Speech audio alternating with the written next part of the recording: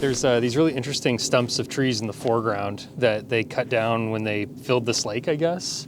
I have to imagine, because there's just like hundreds of them along the shoreline. And we've got this mountain in the distance, or in the background.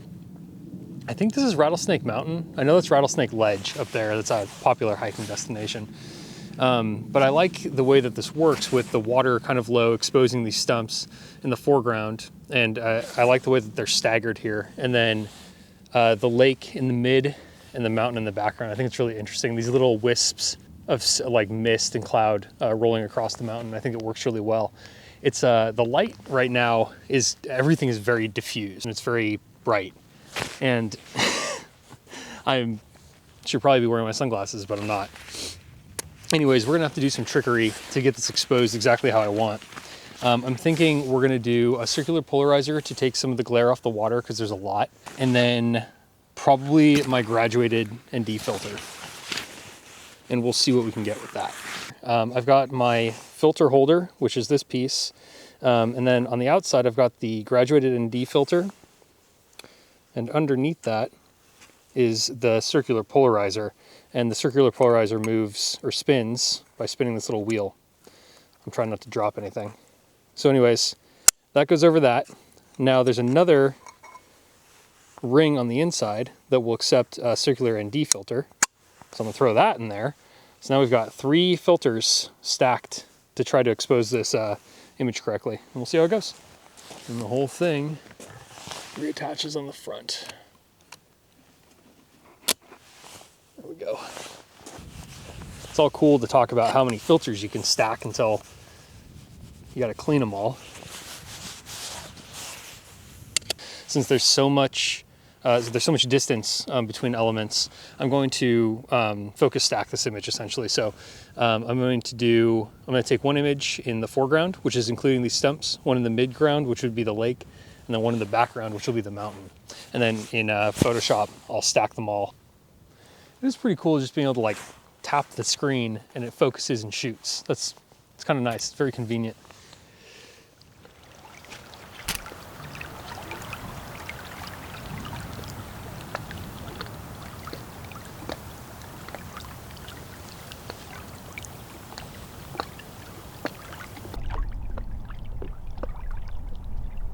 So you guys have probably seen it in my bag, but this is my Hasselblad 500c. This is probably my favorite camera.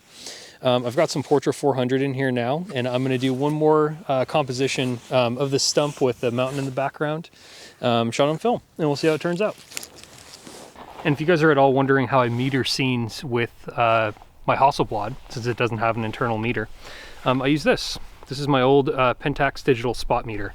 And this thing's awesome. I've had it for a long time and it's built like a tank. Hopefully it keeps going for a good long while. All right, we're at F11, 500th of a second.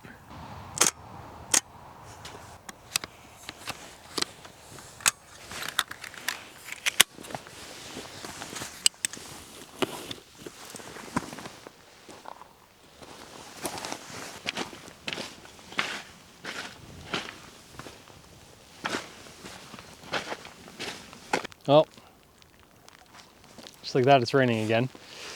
What else would you expect in spring in the Pacific Northwest? If anybody out there in YouTube land is wondering why I don't shoot more film, this is probably the primary reason.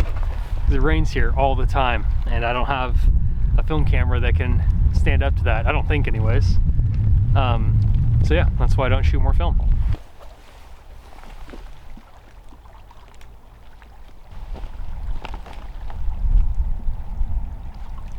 Man, this is one of those times that I really wish I had like an ultra wide angle lens.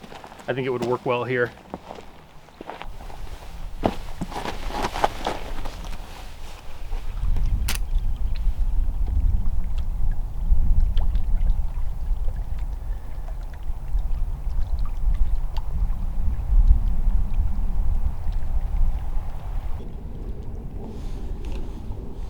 Let's shoot on film too. So again, Portra 400 in here. We're shooting this at f11 at 2/50th of a second.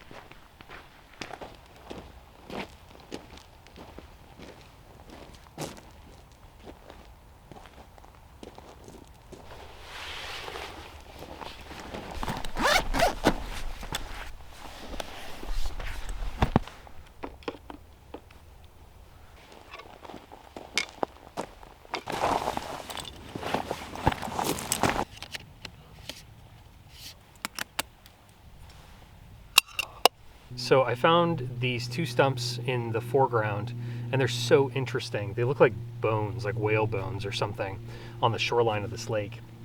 And we have the mountain back in the background, and the lake is very still right now and very calm. I have a 10-stop ND filter on the front of the lens to really slow the exposure time down, because I really want to smooth everything out and maybe capture a little bit of motion of the clouds in the sky. There's some dark clouds that have rolled in and they look really interesting. So this composition is pretty similar to the first one we shot when we first arrived, in the sense that we've got the stump and the shoreline in the foreground and the mountain in the background, but I think this one works a lot better because the foreground elements are so interesting.